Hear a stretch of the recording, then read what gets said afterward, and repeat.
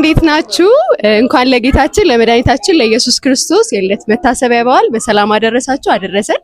ዛሬ እንግዲህ በዓልን ከካንሰር ታማሚ ህፃናት ጋር ተስፋ አዲስ ተገኝተን እያከበርን ያለነው ለመላው የክርስትና እምነት ተከታዮች እንኳን ለጌታችን ለመድኃኒታችን ለኢየሱስ ክርስቶስ የልደት መታሰቢያ በዓል በሰላም አደረሳችሁ አደረሰን።